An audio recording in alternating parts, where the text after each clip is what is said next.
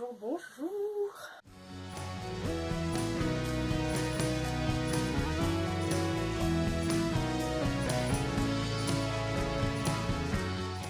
Oh là là, cette coiffure, mais c'est de pire en pire. Ah, bon, j'y mets un bandana, hein, c'est bien, c'est beau. Ça ne sert pas trop à cacher ce que je veux pas que vous voyez. Mais là, c'est une catastrophe, hein.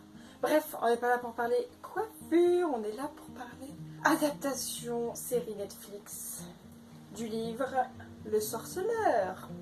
Donc la série Netflix c'est The Witcher et moi en fait j'ai fait à peu près comme tout le monde, c'est-à-dire j'ai regardé la série puis après j'ai acheté le premier tome. Je l'ai acheté en édition un peu spéciale, toujours de chez Brajlon, je trouve qu'ils font des couvertures sublimes. C'est aussi parce que quand je suis allée chez De Citre pour acheter le livre, en fait il restait soit celui-là, soit l'intégrale à 35 € je crois, de toutes les nouvelles en fait de l'auteur. Et je sais pas, je me suis dit, bon, j'ai vraiment bien aimé la série, mais est-ce que je vais vraiment aimer le style de l'auteur, puisque c'est de la fantasy. J'ai quand même lu déjà de la fantasy, mais voilà, la dernière fantasy que j'ai lue dans le cadre du travail m'a vraiment dégoûtée de la fantasy, donc j'avais un petit peu d'appréhension, donc je me suis dit, je vais quand même partir que sur le premier tome. Et puis en fait, cette couverture, mais je l'aime tellement, c'est en forme de, une sorte de cuir, les écritures sont incrustées. Donc au toucher c'est superbe. La lecture aussi, vu que la couverture est souple mais dure en fait. Elle est souple dans le sens où voilà je peux faire comme ça, sauf qu'elle va pas se plier. Et ça c'est juste trop bien quoi, parce que moi je suis une adepte de j'ouvre mon livre un tout petit peu pour ne surtout pas abîmer la tranche. Mais là en fait il n'y a vraiment pas de risque et c'était une super lecture, c'était super agréable. En plus, grosse surprise, j'ai vraiment trop aimé le style de l'auteur. Ça m'a réconcilié avec la fantasy et vraiment j'aimerais bien acheter les autres tomes, mais je vais attendre un peu parce que déjà faut de l'argent. Et aussi bon j'ai d'autres choses à lire avant ça. Peut-être que le fait que Netflix vont faire une saison 2 à la série, ça va me pousser à en acheter d'autres. Bon, pour l'instant c'est pas prévu, mais j'ai vraiment trop bien adoré ce tome qui en fait est un regroupement de nouvelles. Donc le sorceleur, le tome 1 s'appelle Le Dernier Vœu et le Dernier Vœu c'est l'avant-dernière nouvelle que nous lisons dans le livre. Il y en a en tout 7 si j'ai bien compté. On a donc La Voix de la Raison qui est un peu une sorte de fil rouge et qui permet d'entrer dans les autres nouvelles. C'est un peu étrange parce que si on ne le prenait pas en termes de nouvelles, pour moi c'était simplement comme si on avait des chapitres qui se découpaient et entre ces chapitres on mettait des épopées d'avant ou des épopées futures que le personnage a vécu en fait. Et donc voilà, donc La Voix de la Raison, c'est le premier chapitre, la première nouvelle. Ensuite on enchaîne avec le sorceleur, et donc le sorceleur on en apprend un peu plus sur le personnage principal qui est Geralt de Rive. Alors il y en a qui disent Geralt de Rive, moi je ne sais pas, j'ai regardé The Witcher sur Netflix en VO, donc j'ai toujours entendu dire Geralt, donc moi je dis Geralt. Voilà, donc on fait la connaissance de Geralt qui est un sorceleur. Alors il faut se dire que là on est dans un monde avec des gobelins, avec des nains, avec des vampires, avec des bêtes du surnaturel. Et donc les sorceleurs dans cette marmaille de monstres, on va dire, eux c'est un peu les gardiens de la paix. Et on les appelle pour exterminer toutes ces choses indésirables. Il y a les humains, les elfes, il y a plusieurs peuples. Mais globalement, voilà, ils sont tous d'accord pour dire que les sorceleurs, ils servent bien parce qu'ils se débarrassent de la vermine, en fait, qui mange du blé, qui tue des jeunes filles, voilà. Et donc, on découvre Geralt de Rive, alors qui a un caractère bien trempé, en fait, il sait ce qu'il veut. Quand il veut pas le faire, il le fait pas. Mais il a des principes un petit peu de chevalier, je trouve, un peu... si pour lui, ça rentre pas dans son éthique et dans ce qu'il a appris, eh ben, il le fera pas, quand bien même quelqu'un va le supplier ou lui donner beaucoup d'argent. Donc c'est vraiment un personnage qui est intéressant et qui est à la fois très simple. Mais du coup, on s'attache vraiment à lui parce que, je sais pas, même s'il est un peu brusque, on aimerait bien l'avoir un petit peu en sorte de copain quoi, pour boire une bonne bière et des choses comme ça. La deuxième nouvelle parle du sorceleur. Ce qui est intéressant à faire comme parallèle, c'est que la série Netflix, moi je l'ai trouvée très bien. Voilà, la série Netflix, moi je l'ai trouvée très très bien. Très étonnante parce que le choix de la timeline a été vraiment osé. Et c'est justement ça qui a fait que la plupart des gens n'ont pas aimé. Et ça, je trouve ça complètement stupide. Parce que je vois pas pourquoi, quand on regarde une série, le fait que le choix du temps soit mélangé, c'est-à-dire on a d'un côté Geralt qui vit ses aventures, on a de l'autre Yennefer, une sorcière qu'on rencontre dans le dernier vœu, qui est une sorcière puissante, une magicienne. On a ses aventures, et on a aussi l'aventure d'une petite Ciri, qui s'appelle Cyrilla, je crois. Et celle-là, on ne la voit pas du tout dans ce tome. Voilà, on comprend au fur et à mesure que les trois personnages sont liés, mais en fait, on comprend aussi que la timeline n'est pas du tout linéaire, c'est-à-dire les aventures de Geralt se passent une quinzaine d'années avant la naissance de Ciri, et Yennefer, c'est en parallèle, puisqu'à un moment, elle va rencontrer Geralt avant qu'il ne rencontre Ciri. C'est un peu un puzzle qu'une fois que la série est complète, on comprend en fait. Au dernier épisode, on est là, ou même avant, bien avant, on a des indices qui nous indiquent qu'en fait, les personnages ne se rencontrent pas dans le temps. Et moi, là, j'étais, mais c'est du génie. Et je me suis dit, bon bah, je vais peut-être retrouver ça dans les nouvelles. Et c'est un peu ce que je vous disais. Dans la première nouvelle, La Voix de la Raison, on a cette sorte de ligne rouge où Geralt, il est dans un temple. Et du coup, à un moment, les dialogues des personnages disent, ah bah comment as-tu fait cette aventure, blablabla.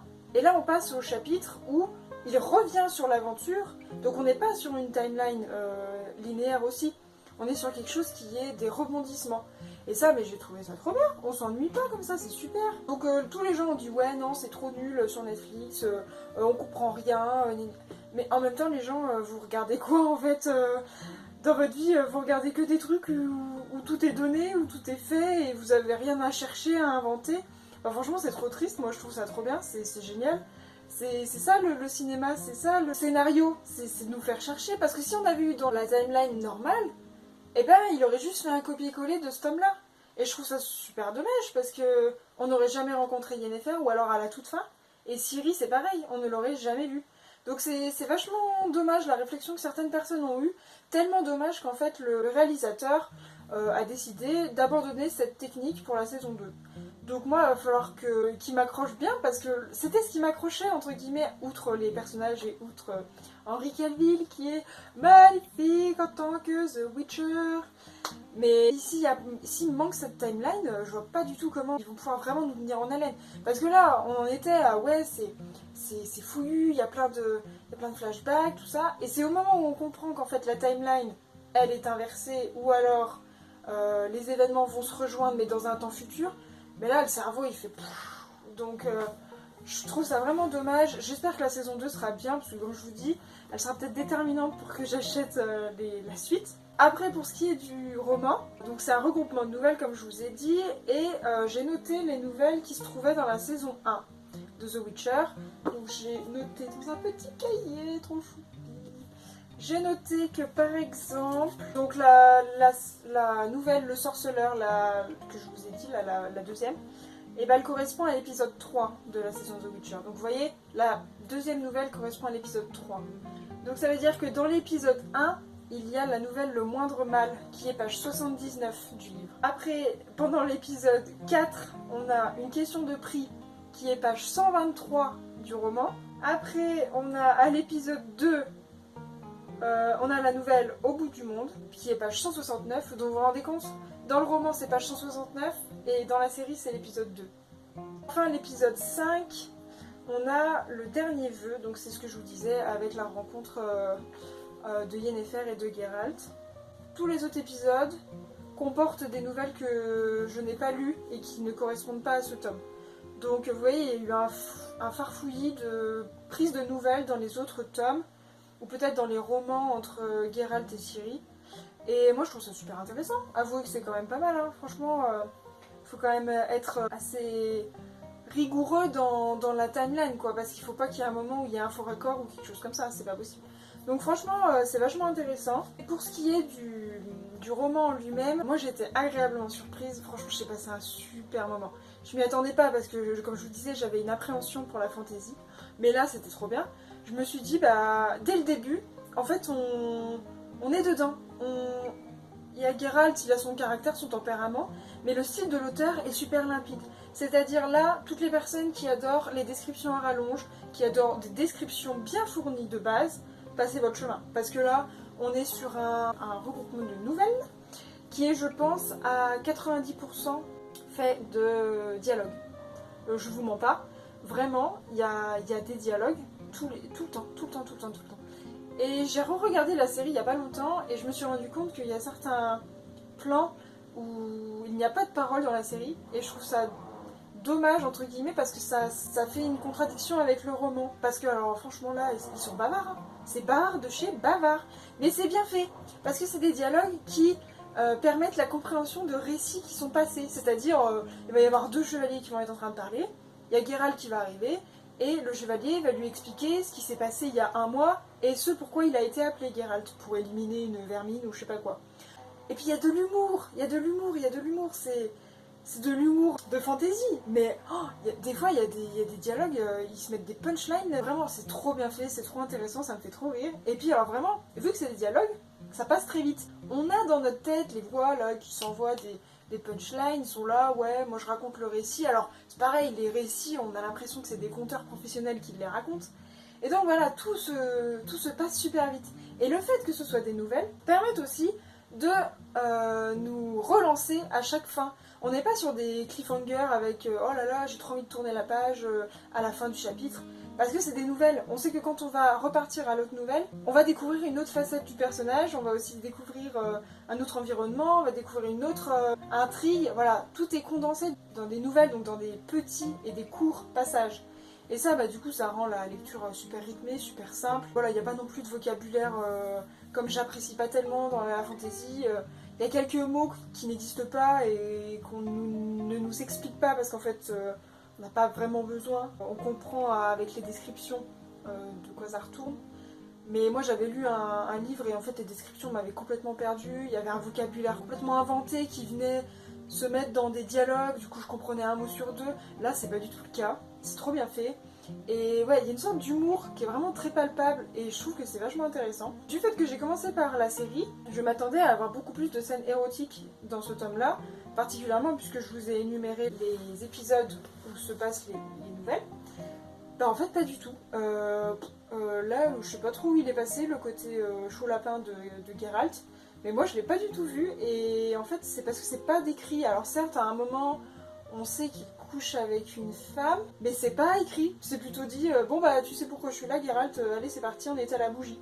Et voilà, on éteint la bougie. Le côté un peu sensuel, érotique qu'on retrouve un peu dans la série, ça pas du tout. Alors je me dis, voilà, c'est aussi pour faire un peu la lignée de Game of Thrones. Netflix ils aiment bien un petit peu aussi faire du buzz et l'acteur étant quand même pas dégoûtant, il y avait certaines scènes où c'était bien de le voir un peu déshabillé, mais ça correspond pas tellement au personnage du coup. Ou alors c'est peut-être dans les tomes suivants où il est un petit peu plus chaud, parce que je crois bien que le libraire m'avait dit que voilà, Geralt il était un peu chaud.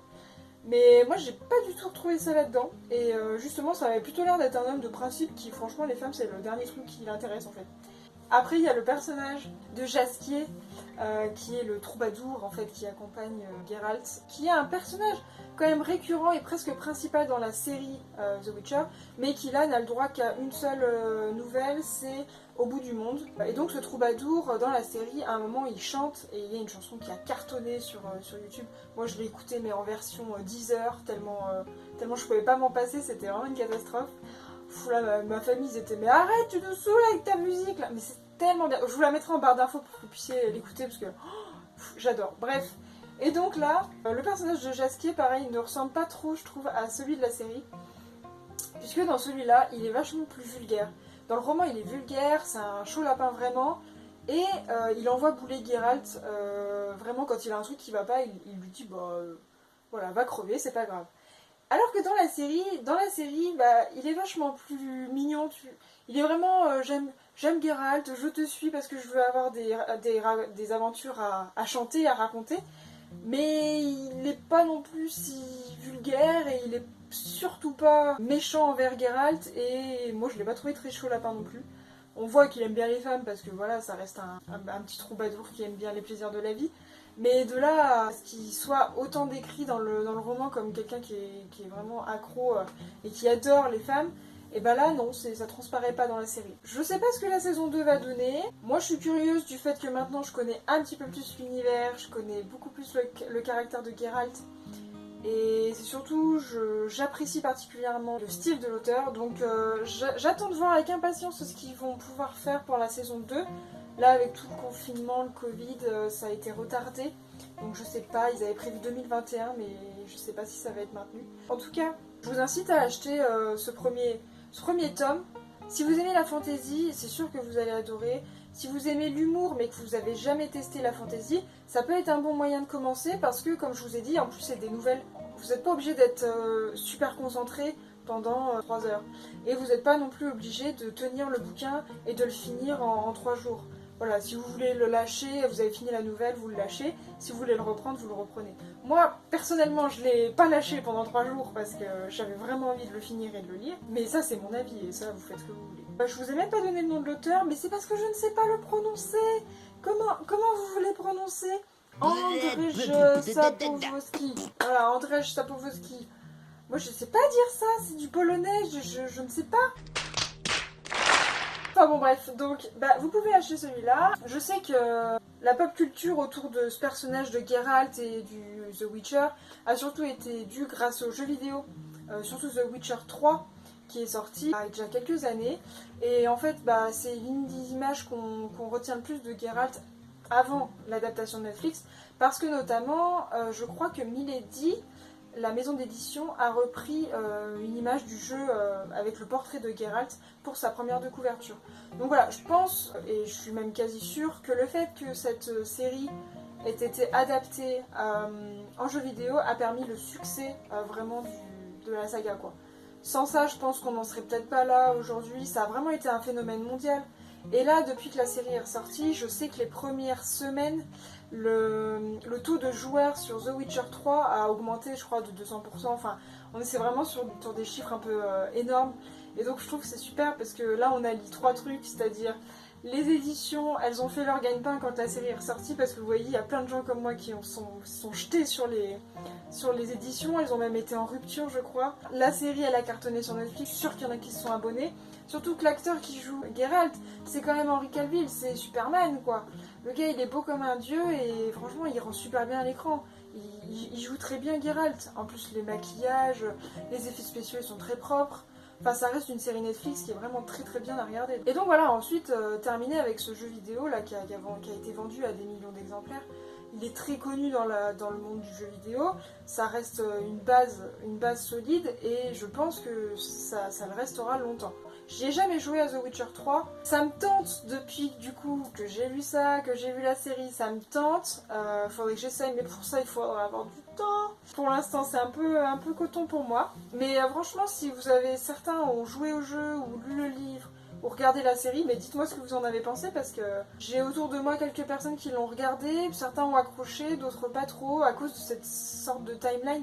J'ai du mal à retrouver des gens qui, comme moi, ont vraiment accroché et se sont dit « Ah, ça, c'est du génie, c'est trop bien, quoi ». J'étais vraiment bien contente de ma lecture. Je vous souhaite vraiment de trouver une sorte de déclic. Parce que là, voilà, ça m'a un peu réconciliée avec la fantasy. C'est pour ça que j'hésite à prendre les autres tomes. J'hésite dans le sens où j'ai pas assez d'argent, mais je sais que je me retrouverai dans son écriture, quoi. Après, faudrait que je me renseigne un peu plus sur quelles sont les thématiques des prochaines nouvelles, des choses comme ça. Et j'aimerais pas non plus trop me faire spoiler, parce que là, je crois que je vais privilégier la série. Je vais regarder d'abord la série, puis je lirai les livres après. Je pense que je vais faire ça. Bon, et ben voilà, c'est tout pour moi pour aujourd'hui. J'espère que cette vidéo, elle vous a plu, que je vous ai donné envie de lire un peu de fantasy. Je vous remercie d'avoir regardé cette vidéo jusqu'à la fin.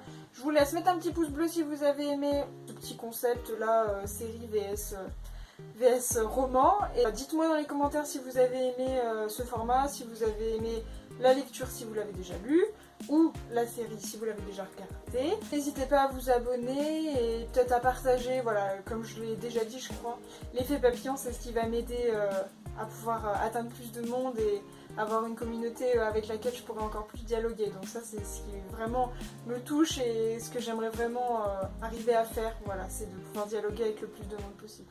N'hésitez pas à me suivre aussi sur les réseaux sociaux, je vous mettrai mon compte Instagram dans la barre d'infos. Et puis voilà, je crois qu'on peut finir sur un clap de fin. Hein? Allez, bye bye!